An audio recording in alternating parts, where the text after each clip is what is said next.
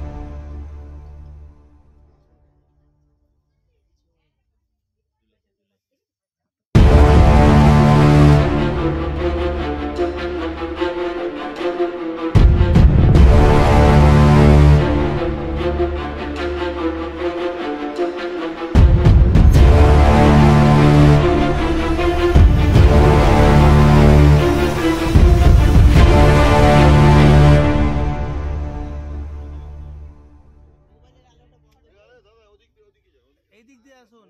আলো বন্ধ করেন।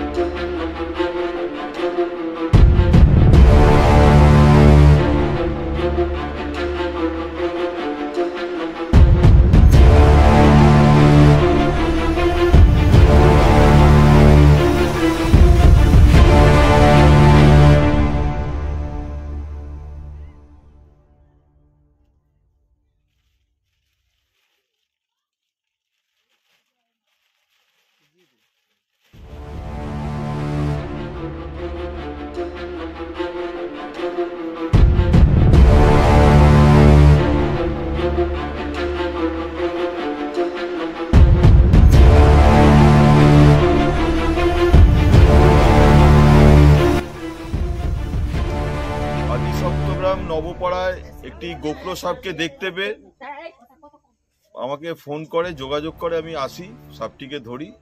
এই সাপটাকে বাংলায় গোকলো সাপ বলে, ইংরেজিতে স্পেকটেকল কোবরা। এবং বাস্তু সাপ বলতে যে সাপকে বোঝায় এই সাপই, কারণ সাধারণত কি হয়, এগুলো মাটির বাড়িতে ইঁদুর কি করে গর্ত করে এবং তাতে কি করে শস্য মজুত রাখে, এবং সেখানে কি করে গোকলো সাপ এসে বাসা তৈরি করে থাকে পার্মানেন্টলি। এটা হচ্ছে বাস্তু সাপ, মানে এই কারণে এই অর্থে বাস্তু সাপ বলা হয়। আর এই সাপটার ভেনামের যে ক্যারেক্টারিস্টিক সেটা হচ্ছে নিউরোটক্সিক, যদি কোনো কারণে কামড়ে দেয় সেন্ট্রাল নার্ভাস সিস্টেমের উপর প্রভাব পড়ে। কিন্তু সাপে কামড়ালে সময় নষ্ট না করে যত তাড়াতাড়ি সম্ভব হসপিটালাইজড হতে হবে, অবশ্যই সরকারি হাসপাতাল। ওজা ফকির গুণিন এদের কাছে গিয়ে সময় নষ্ট না করে তাকে হসপিটালে নিয়ে যেতে হবে। এবং সাপে কামড়ালে যেটা সবচেয়ে বড় বিষয়, যে মানুষ কি হয়, অ্যাপ্রিহেন্ড হয়ে পড়ে, মানে ভয় পেয়ে যায়, সর্পভীতি, সেইটাকে কাটাতে হবে। এবং ইমমোবিলাইজেশন, মানে কোনোভাবেই তাকে আর নড়াচড়া করানো যাবে না। 4 চাকা গাড়ির অপেক্ষা না করে 2 চাকা মোটর সাইকেলেই যে চালাবে এবং যাকে কামড়েছে ভিকটিম মাঝে বসিয়ে এবং পিছনে দিয়ে তাকে সামনের লোককে ধরে নিয়ে যেতে হবে।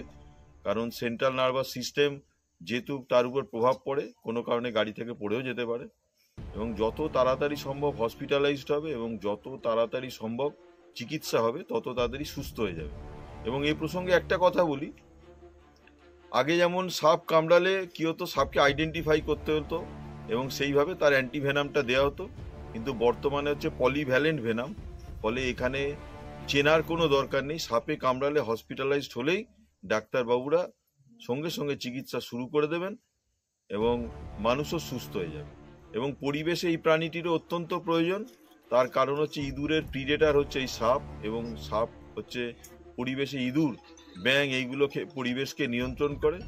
এবং সাপ কামড়ালে যে অ্যান্টিভেনাম সিরাম দেওয়া হয় সেটা হচ্ছে এই সাপের ভেনাম থেকেই। আরও কিছু সাপ আছে এই ভেনাম দিয়ে অ্যান্টিভেনাম তৈরি হয়, ফলে সাপকে বাঁচিয়ে রাখা অত্যন্ত জরুরি। এছাড়া হচ্ছে এর একটা মেডিসিনাল ভ্যালুজ আছে, যেটা দিয়ে বিভিন্ন রকম ওষুধপত্র তৈরি হয়, ফলে পরিবেশে প্রাণীগুলোকে বাঁচিয়ে রাখা অত্যন্ত জরুরি। এবং এসেই দেখলাম আপনারা প্রচুর কার্বলিক অ্যাসিড দিয়েছেন।